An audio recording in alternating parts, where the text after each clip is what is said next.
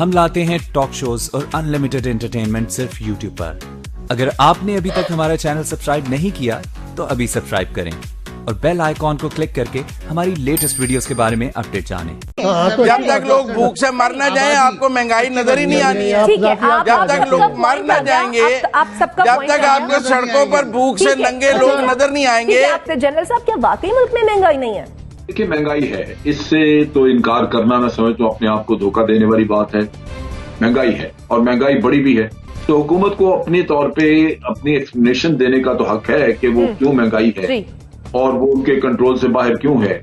लेकिन ये नहीं कहा जा सकता कि महंगाई नहीं है। अगर वो ये कहेंगे कि महंगाई नहीं है तो मेरा ख्याल है कि वो एक फिर आप कह लीजिए कि खौल में रह रहे हैं जहां उनको बाहर के हालात का पता नहीं है कि लोगों के साथ क्या हो रहा है। तो ये तो पूरी दुनिया में, अभी श्रीलंका का पढ़ रहा था, वहां पे बिल्कुल वो बैंकरप्सी के करीब आए पड़े हैं, हाथ उठा लिया उन्होंने। इसी तरह बहुत सारे मुल्कों में हालात बहुत बुरे और हमारी इकोनॉमी पहले भी बहुत अच्छी थी, तो मेरा ख्याल है इसको तस्लीम कर लेने में कोई हर्ज नहीं। ठीक हो गया। अतर, क्या कोई जिद है जो खान साहब ये कह रहे हैं कि महंगाई नहीं है?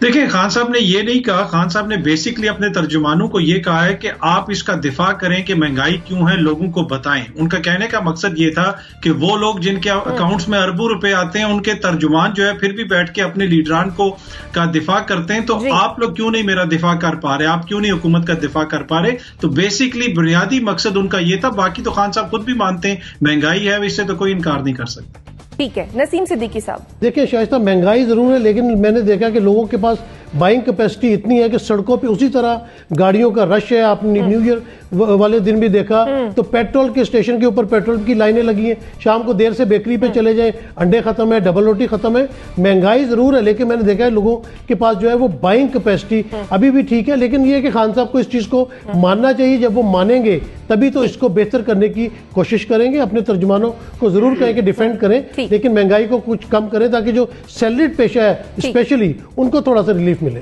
ठीक है एनबीसी, ये हुकूमत कब समझेगी कि उनका काम डिफेंड करना नहीं है बल्कि इसका सॉल्यूशन निकालना है? ये नहीं समझेंगे, अब तक नहीं समझ पाए लोग। और सबसे अफसोसनाक बात यह है कि सबसे बाखबर इंसान इमरान खान बेखबर है। और मेरा ख्याल ये है कि अब वही जमाना वापस आ गया है जब नौकरशाही जो ब्रीफ करती थी, आप उस पर बात करते थे और अच्छी बात सुनना चाहते थे सिर्फ कि ये वाह वाह क्या बात है, महंगाई को तो खात्मा कर दिया आपने। प्राइम मिनिस्टर ने कहा है कि ये बताएं लोगों को कि महंगाई नहीं है और महंगाई और कम होगी। अफवाह चौधरी ने कल कहा, यही कहा अफवाह चौधरी ने कि महंगाई नहीं है, और आज भी कहा। ठीक हो गया। मुजम्मिल सोहरवर्दी साहब, आज जब फवाद चौधरी साहब से पूछा गया कि मिर्चें महंगी हो गई हैं तो उन्होंने कहा सारी अपोजिशन की आंखों में पड़ गई हैं। जब आप इस तरह के जवाब देंगे और तमस्खर उड़ाएंगे तो फिर लोगों को समझ नहीं आती है। फिर लोग वोट की ताकत से आपको जो जवाब दे रहे हैं पिछले एक साल से, चाहे वो ज़िमनी इंतखाबात हों, चाहे वो कंटोनमेंट के इंतखाबात हो, चाहे केपी के इंतखाबात हों, वो जवाब आपको आवाम का मिल रहा है। या आपके सर्वे जो 61% दिखा रहे हैं ये ठीक नहीं, 100% लोग समझ रहे हैं कि महंगाई जो है वो बहुत ज़्यादा है और कुव्वत ख़रीद लोगों की बहुत कम हो गई है। अगर नसीम साहब को कहीं अंडे नज़र नहीं आते तो ठंड बहुत पड़ रही है। अगर गरीब आदमी अंडा खा लेता है तो कुछ ना कुछ बेच के ही अपनी सेहत के लिए या अपने बच्चों को खिला रहे हैं। आप उसका इस तरह मजाक ना उड़ाएं। नहीं, मैंने तो मजाक कोई नहीं उड़ाया। मैंने तो सिर्फ ये बताने की कोशिश की है कि आप कह रहे हैं कि दुकानों पे अंडे नहीं मिल रहे लिहाजा महंगाई नहीं है। भाई वो गरीब ने जिंदा तो रहना है। आप जब तक लोग भूख से मर ना जाए आपको महंगाई नजर ही नहीं आनी है। जब तक लोग मर ना जाएंगे, जब तक आपको सड़कों पर भूख से नंगे लोग नजर नहीं आएंगे। आपका पॉइंट आ गया। सभी एनालिस्ट ये है कि महंगाई तो है, लोग मुश्किल में भी हैं और हुकूमत को इसका सद्देबाब करना पड़ेगा वरना हुकूमत के लिए भी मुश्किलात खड़ी हो। आपने वो मुहावरा सुन रखा होगा कि लकीर का फकीर बनना। इस मुहावरे से मुराद एक ऐसा शख्स है जो अपनी अकल से काम नहीं लेता, अंधाधुंध पुरानी जो रस्म रिवाज इसकी पैरवी करता है। लकीर का फकीर वाला जो मुहावरा है ना, उन लोगों पर मेरे ख्याल से ज्यादा फिट बैठता है जो किसी के इशारों पर अंधाधुंध अमल कर रहे हो और उनकी अपनी कोई सोच ही ना हो, ना अपना कोई नजरिया हो। अच्छा, इसी तरह ना एक और मुहावरा भी है, जैसे कहते हैं पत्थर पर लकीर होना। अब इसका मतलब क्या है कि जी मुस्तकिल जो पक्का या फिर ऐसा फैसला जो तब्दील ना हो सके या ऐसी बात जो हर सूरत हो कर रहे। अब ऐसी भी कई लकीरें हैं जिन पर चलकर इंसान कभी नाकाम नहीं होता, जैसे ईमानदारी की लकीर, मेहनत की लकीर, महारत की लकीर। अगर हम इन लकीरों को पत्थर पर लिखी लकीर समझ लें, यानी अपने पल्ले बांध लें, तो यकीनी तौर पर हमें कभी किसी भी शर्मिंदगी और नाकामी का सामना नहीं करना पड़ेगा। और इन लकीरों का जिक्र कहानी में एक प्रोफेसर भी कर रहे हैं। कहानी कुछ यूँ है कि एक दिन प्रोफेसर साहब से जूता पॉलिश करने वाले बच्चे ने जूता पॉलिश करते करते पूछा कि मास्टर साहब, क्या मैं भी बड़ा आदमी बन सकता हूँ? प्रोफेसर ने कहका लगाया और बच्चे से कहा कि क्यों नहीं, दुनिया का हर शख्स बड़ा आदमी बन सकता है। अच्छा, बच्चे का अगला सवाल ये था कि वो कैसे? बच्चे को समझाने के लिए प्रोफेसर ने अपने बैग से एक चौक निकाला और बच्चे की कोके की जो दीवार है ना, उस पर दाएं से बाएं 3 लकीरें लगा दी। अच्छा, पहली लकीर पर उसने लिखा मेहनत, मेहनत और मेहनत। दूसरी लकीर पर लिखा ईमानदारी, ईमानदारी, ईमानदारी। और तीसरी लकीर पर सिर्फ एक लफ्ज़ हुनर, हुनर लिखा। अब बच्चा प्रोफेसर को चुपचाप देखता रहा। प्रोफेसर ये लिखने के बाद बच्चे की तरफ मुड़े और बोले कि तरक्की की मंजिल पाने के लिए 3 सीढ़ियाँ। पहली सीढ़ी मेहनत। अच्छा, प्रोफेसर ने अपनी बात को जारी रखते हुए कहा कि आप जो भी हैं, आप अगर सुबह, दोपहर और शाम 3 औकात में मेहनत कर सकते हैं तो आप 30% कामयाब हो जाएंगे।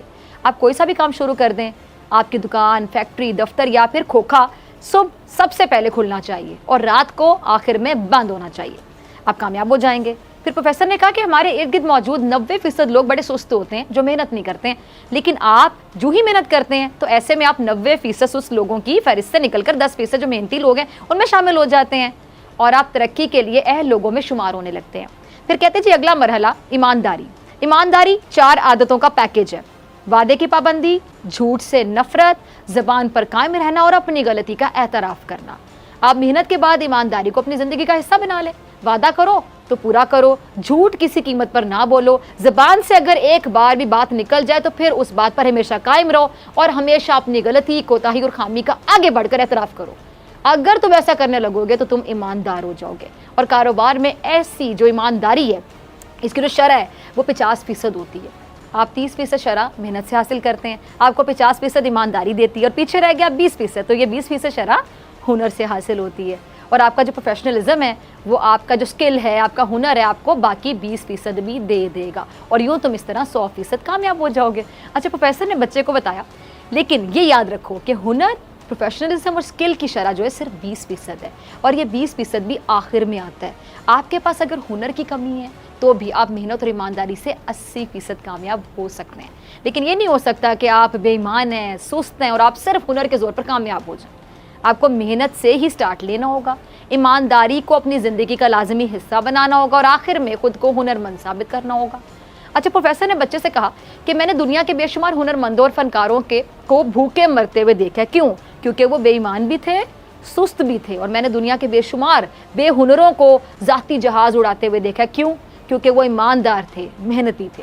अगर तुम इन 3 लकीरों पर चलना शुरू कर दो तो तुम आसमान की बुलंदियों को भी छूने लगोगे। अब नाज़रीन, कामयाबी के लिए इस कहानी में ईमानदारी को भी लाजमी हिस्सा करार दिया गया और ईमानदारी में नफ़रत से परहेज़, गलतियों को तस्लीम करना, झूठ ना बोलना, अपनी बात पर कायम रहना, ये सब कुछ शामिल है।